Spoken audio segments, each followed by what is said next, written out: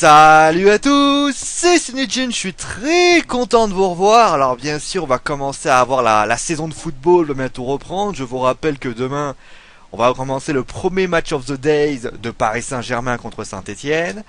Donc, eh bien, j'ai décidé, parce qu'on en parle beaucoup depuis plusieurs semaines, de parler de l'indice UEFA. Déjà parce que c'est lié au Paris Saint-Germain, contrairement à ceux qui pourraient dire « Ouais, qu'est-ce que tu parles de ça ?» Mais aussi parce que c'est un problème qui me tient à cœur. Ça fait 1 an et demi que j'ai envie de faire une vidéo dessus. J'estime que c'est un problème qui devient sérieux d'année en année.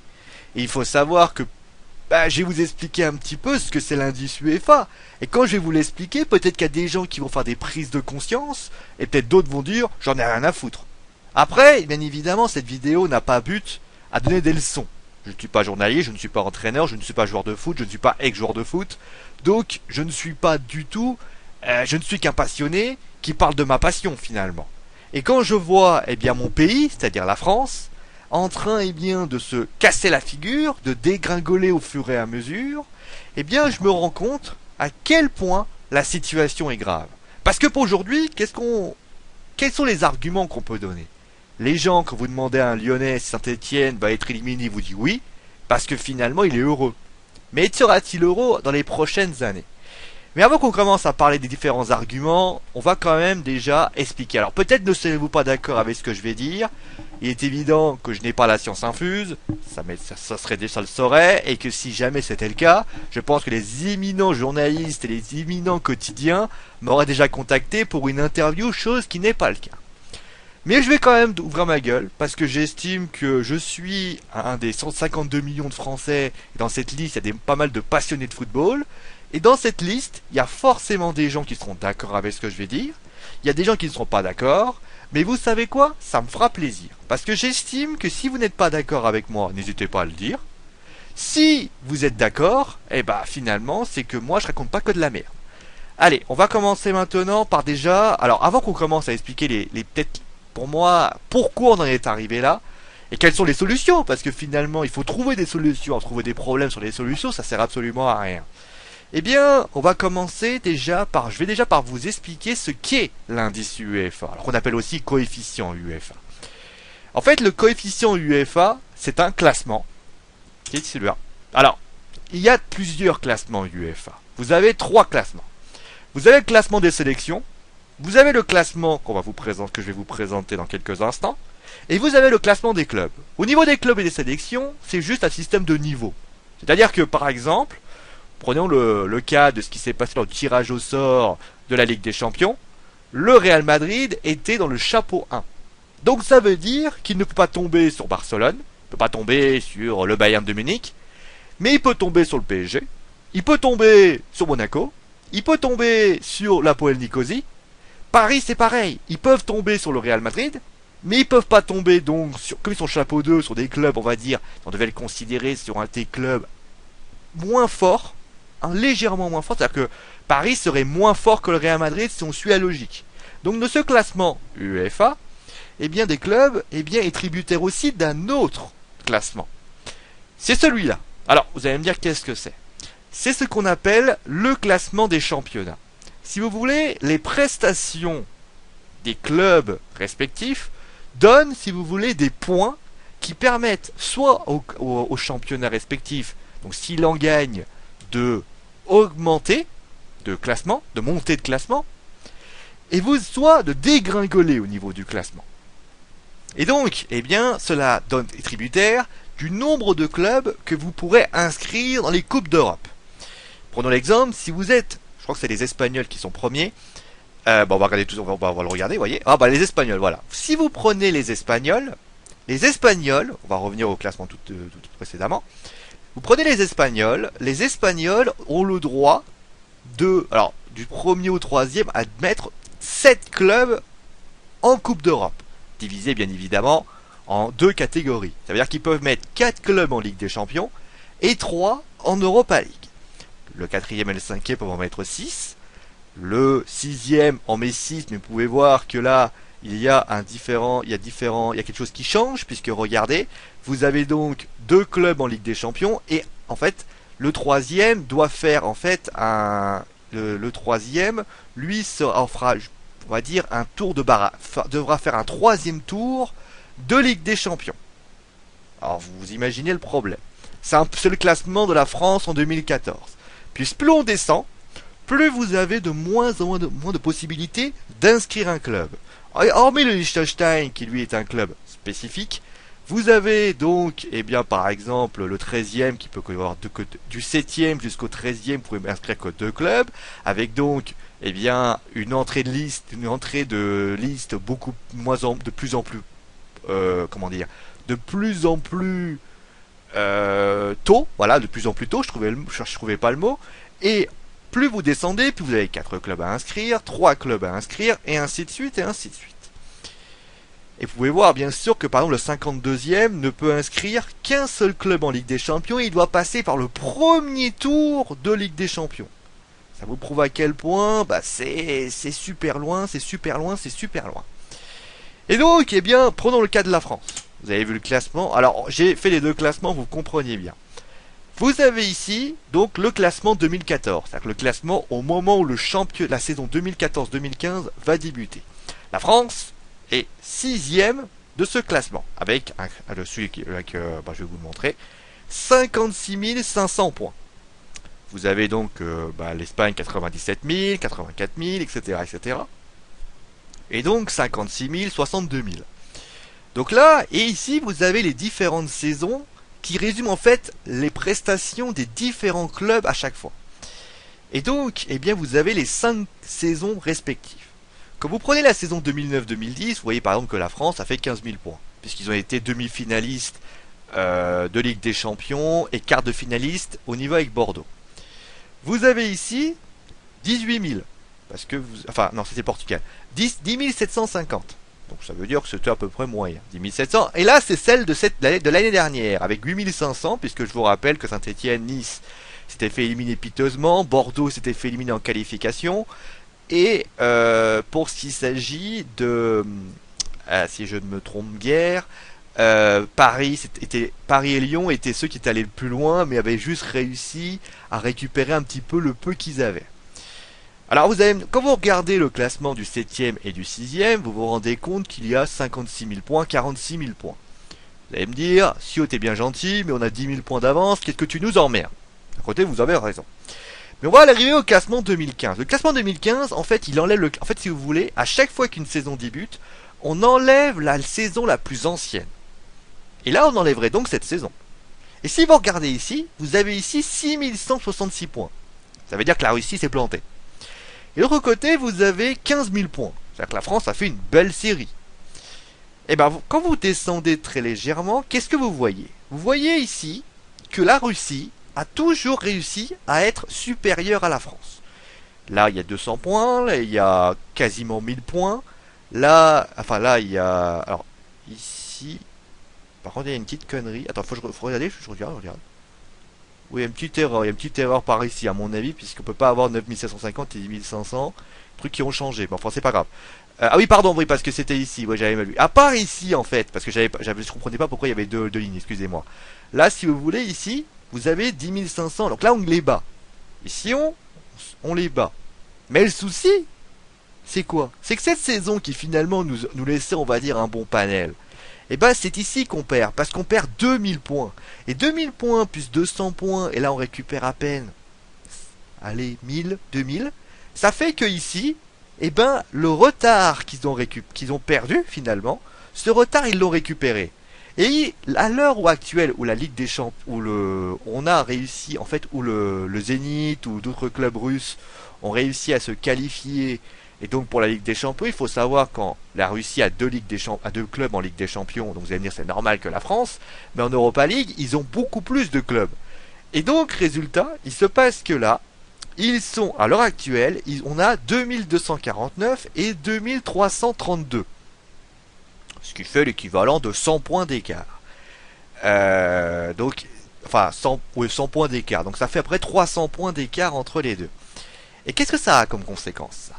Et ben, comme je vous l'ai expliqué plus haut, ce qui se passe, c'est que là, en prenant la 6ème place, on va remonter là-haut, vous avez fait des petits yo-yo pour l'instant, ils ont pris cette 6ème place. Donc ils ont pris la place de la France. Nous, en ce moment, On a, si vous voulez, alors c'est vrai que l'explication est un petit peu longue, je m'excuse vraiment, mais c'est pour bien vous expliquer ce qui se passe. Donc, vous avez ici pour l'instant deux équipes qui sont qualifiées directement pour la Ligue des Champions. Aujourd'hui, cette année, c'est Paris-Monaco. Vous avez un qui fait le troisième tour, c'était Lille. Vous avez ici, donc, vous avez ici pour l'Europa League quelqu'un qui est qualifié d'office. Si je ne m'abuse, je crois que c'est le vainqueur de la Coupe de France. Et vous avez ensuite des différents clubs qui grossissent avec donc un tour de barrage. Ça c'est celui de, si je me trompe pas, c'est celui de la Coupe de la Ligue. Ah, faut que je me rappelle, hein. Celui de la Coupe de la Ligue et celui de la Coupe de la Ligue et celui de Saint-Étienne. Si je me souviens, celui de Saint-Étienne. Voilà, c'était Saint-Étienne, Coupe de la Ligue et Coupe de France. Comme bien sûr la Coupe de la Ligue, le PSG avait remporté la compétition, forcément, c'était le cinquième qui avait pris cette place. C'était Saint-Étienne. Donc, si on perd, là, si on suit le classement 2000, on revient là-bas. Si on suit le classement, donc, avec la Russie, qui est passée devant, donc on est septième, regardez ce qui se passe. Ça change tout. Là, on perd, on est plus un sixième, on en perd un. On a plus trois clubs, on a deux clubs. On était là. Bon, pour l'instant, il y a toujours 6 clubs, hein, ça, il n'y a pas de problème. Le problème, c'est, regardez, c'est qu'il n'y en a plus que 2 clubs en Ligue des Champions. Ça veut dire que, quand on va commencer la saison, alors ça, c'est toujours rétroactif, c'est-à-dire que, si ça ne sera pas pour la saison 2015-2016, mais la saison 2016-2017. Donc, vous avez ici, donc, plus que 2 clubs. Ça veut dire moins de points, en théorie. C'est un peu comme si vous mettiez une armée, je sais pas, une armée de... Bon, je prends un exemple, hein, vous prenez une armée, vous avez peut-être joué aux jeux vidéo, par exemple un jeu de stratégie, vous avez 7 armées, de l'autre côté vous en avez 6. De l'autre côté vous avez plus de chances de perdre que de gagner. Bon après ici vous êtes compensé puisque vous avez encore celui qui en fait qui était le troisième, il irait ici. Donc ça serait l'Europa League. Je vous expliquerai d'ailleurs que ça pose un peu problème aussi. Donc vous aurez 2 clubs qui fera les tours barrages. Donc ça veut dire déjà qu'il n'y aura plus un club qualifié d'office. Vous aurez un club qui serait dans le 3e tour, donc c'est celui qui a fait Saint-Étienne. Et en plus, vous aurez un club qui fera le 2e tour. Ça veut dire que le club commencerait mi-juillet. Alors imaginez mi-juillet pour commencer. Voilà. Donc si la situation restait actuelle, ce serait comme ça. Donc on va revenir maintenant à ce qui se passe. Donc si la situation reste actuelle, voilà comment ça. Voilà. J'ai essayé d'expliquer un petit peu comment était l'indice UEFA. C'est un indice, bien sûr, qui est très important. Malheureusement, certaines personnes ne l'ont pas totalement compris. On a pu entendre, par exemple, les déclarations de Francis Gillot, que j'ai condamné lors du bilan des Girondins de Bordeaux. Je considère que c'est une faute professionnelle, ce qu'il avait dit. Et donc, on va essayer d'expliquer, déjà, comment on a pu en arriver là. Alors, certains me diront sans doute, et notamment les membres de l'équipe, je pense par exemple à Fafa, qui m'ont dit, c'est la thune. Toujours de la thune. Alors, moi, à un moment donné, ce qui me fait rire, c'est qu'à chaque fois, on parle de thune. Alors, la thune, en général, on me dit... Alors, thune, l'argent est lié à 2 points. On dit, donc, qu'il n'y a pas assez d'argent. Et il y en a qui disent, on n'a pas les moyens. C'est-à-dire, je vous explique. Quand on dit il n'y a pas les moyens, c'est par exemple, vous prenez le Real Madrid. Le Real Madrid, c'est quoi? C'est un club qui est extrêmement fortunés, extrêmement puissants, qui ont bien sûr, qui a peut-être pas les mêmes conditions salariales, les mêmes taxes, etc., etc. Mais pour ce qui s'agit de la France, c'est vrai qu'ils ont un taux de taxes, etc., qui sont relativement une imposition très forte. Ce qui fait que les clubs français sont malheureusement plus handicapés que les autres clubs étrangers, clubs européens. Ça, on est d'accord. Maintenant, on me dit ceci. Donc, par souci de dire, c'est-à-dire que le club français a plus de mal donc à recruter, et un club comme Saint-Étienne, hormis, je considère Paris et Monaco sont mis de côté par rapport aux besoins, même si je pense que Paris on va les remettre dedans à cause du fair play financier, mais par exemple Saint-Étienne vous ne les verrez jamais donner 50 millions d'euros. Ils ne le peuvent pas, ils n'ont pas les moyens. Et donc, à chaque fois qu'on entend ça, c'est de dire on n'a pas les moyens. Lyon a dit voilà, on n'a pas les moyens de rivaliser avec les grands clubs. Quand vous parlez à Bordeaux, ils vous disent on peut pas y arriver, et ainsi de suite, et ainsi de suite. Et donc, il se passe que, malheureusement pour nous, ils nous font, c'est-à-dire ce que j'appelle chez moi, un complexe d'infériorité. Parce qu'en fait, l'argent, ce que je me suis rendu compte en faisant d'explication, l'argent est tributaire des différents points. C'est-à-dire que, concrètement, l'argent empêche les clubs d'être ambitieux. L'argent font que les journalistes disent ça sert à rien de jouer une compétition si tu ramènes pas assez d'oseille. Et l'argent fait que l'on est moins patriote. Parce qu'on pense plus à sa gueule que l'on pense. Si demain vous demandez à un Français est-ce qu'il préfère gagner le championnat ou gagner l'Europa League, il y a beaucoup de Français qui vous diront le championnat c'est beaucoup plus intéressant. Peut-être de manière hypocrite, peut-être qu'il changera d'avis, mais ça c'est une réalité. Et c'est le cas par exemple souvent avec les clubs français qui ont tendance à faire tourner les effectifs quand ils arrivent, notamment Bordeaux l'année dernière. Pour revenir à mon explication, on parle d'argent. On me dit voilà, les clubs français n'ont pas d'argent. C'est une réalité, je le conçois tout à fait. Ils me disent on est trop, les Espagnols ils sont plus forts. Les Anglais ils sont plus forts. Et donc finalement, quand on arrive au mercato, un mec comme Stambouli il part à Tottenham, Cabella il part à Newcastle, et ainsi de suite pour pouvoir jouer rien du tout. Moi j'ai une question à poser à ces clubs français qui finalement se sont fait saigner et qui disent on peut rien faire. Moi j'ai une question à poser. Alors soit l'anglais, les espagnols, les allemands et tout le reste ont bien évidemment peut-être une valeur plus forte. Je le conçois. Je peux concevoir aussi la stratégie de Jean-Michel Aulas, qui dit voilà, nous on a une stratégie qui consiste à mettre en avant des jeunes pour peut-être plus tard les vendre à prix d'or. Pour ensuite être ambitieux et avec quand ils auront leur grand stade, être ambitieux et ainsi acheter beaucoup plus de joueurs et acheter beaucoup plus de moyens, avoir plus de moyens. Je le conçois tout à fait.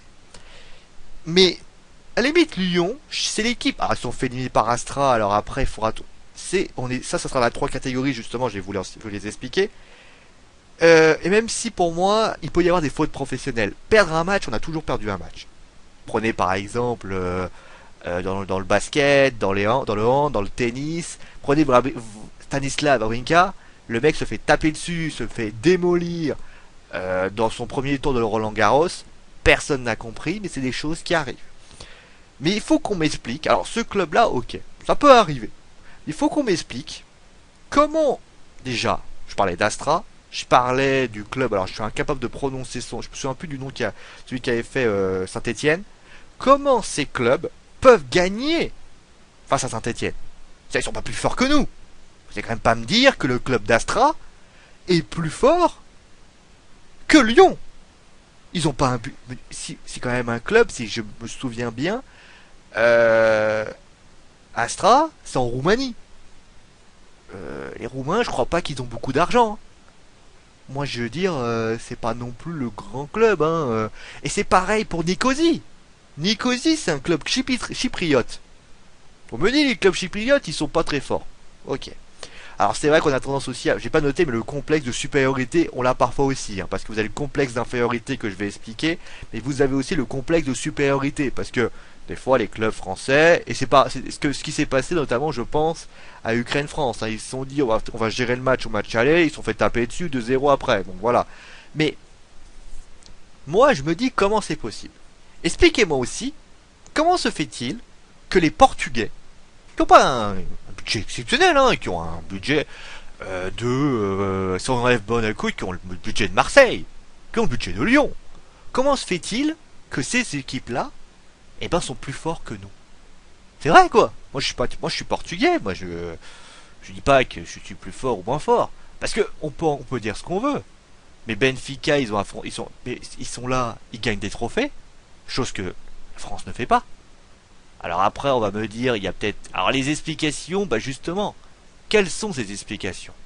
Alors, j'ai parlé de complexe de supériorité. C'est vrai que parfois, les Français, on est un peu vantards.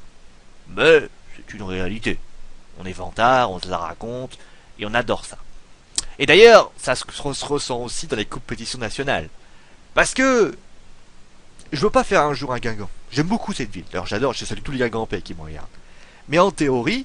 Si on réfléchit bien et si on suit une certaine logique, Guingamp ne devrait pas être en Coupe d'Europe. Bah oui, puisque Guingamp est supposé confirmer la saison qu'ils ont fait précédemment. Ils viennent de remonter, ils sont là pour assurer à nouveau le maintien, et là en plus de ça, ils vont devoir supporter une Coupe d'Europe. Alors certes, peut-être qu'ils vont essayer de faire ce qu'ils peuvent, mais si au bout de la au troisième match, Gourvenec qui fait tourner parce qu'il y a 0 point dans le truc, c'est normal, je ne serais pas surpris, je ne leur voudrais même pas. Et moi j'estime que les vrais responsables, alors il y a moins eu trop de dégâts cette année que l'année dernière, mais j'estime cela. Mais, quand je dis ça déjà, ensuite c'est pareil pour le championnat. Que Paris-Monaco soit là, il n'y a pas de problème. Mais moi j'estime que Lyon, que Marseille, que Saint-Étienne, que Bordeaux, Lille, pour moi, ils ont perdu du monde, mais je les mets pas parce que pour moi ils sont dans une phase de transition. Moi j'estime que si on devait choisir, pour moi c'est des clubs Coupe d'Europe ça. Et j'estime qu'ils y sont pas. Et donc vous avez forcément, alors ça s'est pas trop vu l'année dernière, mais ça s'est vu il y a 2 ans, quand vous avez eu Nice.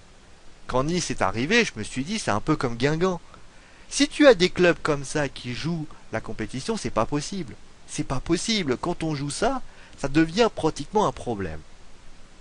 Et donc, finalement, ce complexe de supériorité, eh ben, ça nous crée des désillusions. Et ça pose problème. Mais on a également ce complexe d'infériorité. On dit souvent cette phrase, et qui est pour moi très véridique, alors je parlais d'argent, c'est vrai, je vais finir avec le système de l'argent. On dit souvent que l'Europa League ne rapporte rien et que ça sert à rien de la jouer. À chaque fois on entend ça. Ouais, faut pas la jouer, faut pas la jouer, faut pas la jouer. Je vais vous dire ça, pourquoi j'ai pris ces 4 photos? Parce que c'est tout est lié. Pourquoi? Parce qu'on dit rapporte pas d'argent. Qui le dit en général? Les entraîneurs, mais également les journalistes. Quand vous demandez aux journalistes s'il faut jouer l'Europa League, la réponse est souvent elle ne sert à rien. J'ai le souvenir par exemple de Gilles Verdez. Gilles Verdez dans les années précédentes disait souvent ça ne sert à rien de jouer la Coupe de l'UEFA, elle ne sert à rien. En disant ce discours, ben les clubs ils disent quoi? Pourquoi je vais la jouer? Personne n'a envie qu'on la joue. Ben on la joue pas. Et ça prépare une émulsion. C'est-à-dire que les gens se disent pas ah ouais quand même, il y a Lyon, il y a Saint-Étienne qui joue. Allez Saint-Étienne. Alors cette année il y a eu ils étaient plus motivés par rapport à ce qui s'est passé l'année dernière. Mais d'habitude, l'Europa League, on a l'impression que cette Europa League, elle ne sert absolument à rien. Elle n'a aucun intérêt puisque les journalistes le disent même. Et souvent, on se rend compte qu'à part maintenant, parce que la liste UEFA commence à être sérieux, mais en général, vous avez, sans vouloir être mesquin, vous aviez 2 petites pages, allez, 2 petits morceaux qui expliquaient que Lyon, machin, s'était fait éliminer. Et quand le Paris Saint-Germain s'était fait éliminer il y a quelques années de l'Europa League, tout le monde ne les avait pas tapés dessus, tout le monde avait dit prépare le championnat. Et ça, pour moi, c'est ce que j'appelle chez moi une sorte de manque d'ambition totale. Et c'est ce que j'appelle chez moi le complexe d'infériorité. La phrase la plus terrible que j'entends à chaque fois, c'est ma priorité, c'est le championnat. À chaque fois j'entends ça, c'est ma priorité, c'est le championnat. Je me dis mais attends, la priorité c'est le championnat. Tu as en face de toi la meilleure compétition au monde. Alors certes, l'Europa League c'est peut-être pas la Ligue des Champions, je peux le comprendre. Mais quand je regarde et quand j'analyse les pertes de points, elles sont pas en Ligue des Champions. Qui sont pas, enfin, hormis peut-être quelques années précédentes, mais on avait toujours, à part peut-être l'année dernière et peut-être il y a 2 ans, je crois, ça fait 2 ans, mais avant, on avait toujours 2 clubs qui étaient toujours qualifiés. On avait Marseille et Lyon, je crois Lyon s'était fait taper par Nicosie, et Marseille avait réussi à éliminer l'Inter et était arrivé au Bayern. Donc finalement, on n'est pas ridicule, c'est l'Europa League le problème. Et c'est relié aux journalistes, et c'est relié aux gens qui disent ça ne sert à rien. Parce que comment ça ne sert à rien? Et ben finalement, les gens se disent bah pourquoi on la joue? Pourquoi on la joue? On va perdre des forces pour pouvoir. Et d'ailleurs, c'est assez ironique de se dire, c'est que souvent on dit on n'a pas les moyens, on n'est pas assez fort. Alors, je vais prendre un exemple. Saint-Étienne a souffert pour battre le club pour pouvoir se qualifier en Europa League. Il va y avoir un match, c'est ce dimanche que je vais vous faire en Match of the Days, Paris Saint-Germain-Saint-Étienne. Je vous parie ce que vous voulez, que le Saint-Étienne, ils vont bousculer les Parisiens. Pourquoi? Parce que la priorité, c'est le championnat. Et quand j'entends Loïc Perrin dire l'année dernière, ouais, mais on n'est pas encore prêt, la Ligue des Champions, c'est pas encore sûr, j'ai envie de lui dire, mais quand t'auras que deux clubs en Ligue des Champions et que les deux clubs seront soit Paris et Monaco, tu la joueras jamais ta Ligue des Champions. Donc à un moment donné, il faut peut-être une prise de conscience de tout ça. Et ça, moi, je trouve qu'il ne l'est pas. Ensuite, moi, ce que je constate souvent, comme je l'ai dit, hein, c'est le complexe de supériorité ou le complexe, c'est ça le complexe d'infériorité. Et c'est un problème de préparation. Si vous y allez en disant de toute façon on va faire torcher le cul par 3-0, c'est pas la peine, autant pas la jouer. Moi je me rappelle d'un discours de Deschamps, le discours de Deschamps il était assez dur. Et donc moi je pense que au lieu d'aller en disant le Real Madrid est un club fort, on va jouer crânement hors chance, qui s'arrache, qu'ils s'arrachent, qu'ils se battent sur le terrain. On leur demande, tu sais, moi je me souviens d'un discours de Tony Parker. Perdre ou gagner ne sont que des statistiques. On perd, on gagne, voilà, ça arrive. Par contre, faut sortir ses tripes à un moment donné. Faut les sortir. Faut se dire, moi je vais me sortir mes tripes. Moi, je vais tout donner. Moi, je vais m'arracher. Et je pense que ça n'y est pas dans le sport français. Dans le foot français. Le foot français, on préfère dire de toute façon, et c'est typiquement la mentalité française. L'important c'est de ne pas perdre de points, l'important c'est de récupérer le maximum, c'est de jouer le maintien. C'est pas ambitieux. Et ça, pour moi, ce discours d'ambitieux, il est relié à tout le monde. C'est-à-dire que l'argent, le complexe enfin, les désillusions, le manque d'agressivité. Parce que si tu te blesses, tu peux pas jouer le prochain match contre Paris. Les journalistes qui disent, en faites pas trop, vous avez quelque chose. Les diffuseurs, parce que, excusez-moi, mais si l'Europa League avait le même montant que, en donnait autant d'argent que la Ligue des Champions, peut-être qu'il se bougerait un peu le cul. Et le dernier, c'est bien évidemment le patriotisme français. Combien... Alors, demandez-vous, je vais vous poser une question. Vous avez Lyon, vous avez Bordeaux, vous avez Marseille. Vous avez aujourd'hui, donc, 4 clubs qui sont en lice. Enfin, 5 pardon. Guingamp, Lille, Saint-Étienne, Monaco et Paris. Je vais vous demander très sincèrement, je veux que vous soyez honnête avec moi. Est-ce que selon vous, si Paris gagne la Ligue des Champions, vous serez heureux? Répondez sincèrement. Je sais pas, je m'en de la question à Julien, qui lui supportait l'Olympique de Marseille. Si Paris venait à gagner, est-ce qu'il serait heureux? Je suis pas sûr. Je suis pas sûr parce que il va dire ouais c'est Paris, je les emmerde dans le Parisien et tout ça. Mais la vérité elle est là. C'est qu'il n'y a pas de patriotisme depuis quelque temps. Il n'y a pas un... Même quand Paris fait une bonne épopée européenne, quand ils se sont fait taper par Chelsea, on a plus passé notre temps à leur taper dessus, notamment les supporters, hein, que de leur dire putain, merde, on les a perdus. On a plus tendance... Vous regardez les réseaux sociaux, c'est ça. On a plus tendance à se moquer d'eux, alors que, normalement, il faudrait plus se dire putain, s'ils ont perdu, il n'y a plus de points pour l'indice UEFA.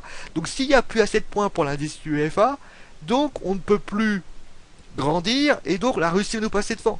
Et ça, il y a un problème. Je pense que, au lieu de penser au club, on devrait penser à la nation. Parce que, je répète ce que j'ai dit, si la Russie reste à 6ème, ce qu'on fera, c'est qu'on sera 7ème. Et qu'on dira, bon bah écoute, c'est la vie. Et on dira, ah bah tiens, c'est là, je peux plus la jouer la Ligue des Champions. Alors c'est bien, on joue un championnat entre nous, c'est super cool, mais c'est pas agréable, c'est pas sympathique. Et moi je pense que c'est déjà ça un problème.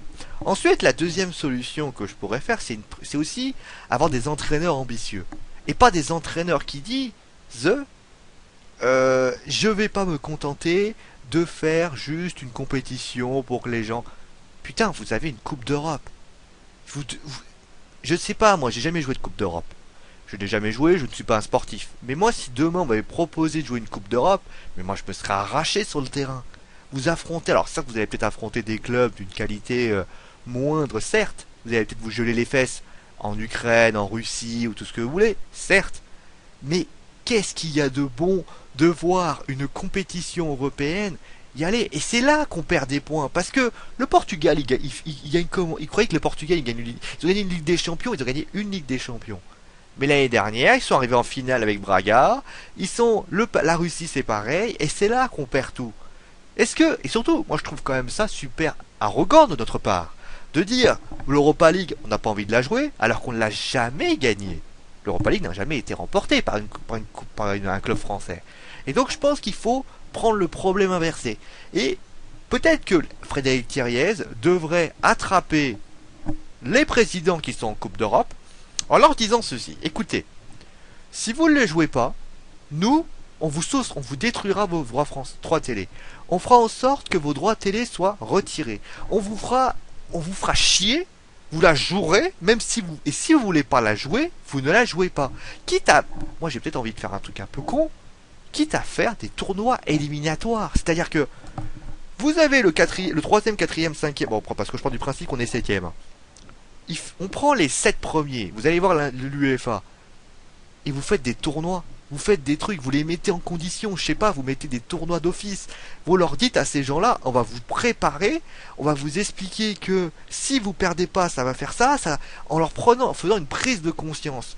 Risque que cela, alors peut-être pas le tournoi, j'exagère un peu, mais déjà rien que de les faire venir à la LFP en leur disant, il faut que vous fassiez ça, ça, ça, ça, eux ils vont se dire, si jamais ils osent, et si vous commencez à vous écarter, nous ce qu'on fera, c'est qu'on vous fera chier. La thune et plein d'autres choses comme ça. Et moi je pense que déjà ça sera fait. Parce que, et qui plus est, que tout le monde soit avec eux. Je demande pas à ce que vous soyez supporters, c'est peut-être un peu trop fort. Mais que vous arrêtiez de vous moquer de l'équipe. Paris perd, c'est chiant, parce que l'indice UEFA. Monaco risque de perdre, l'indice UEFA.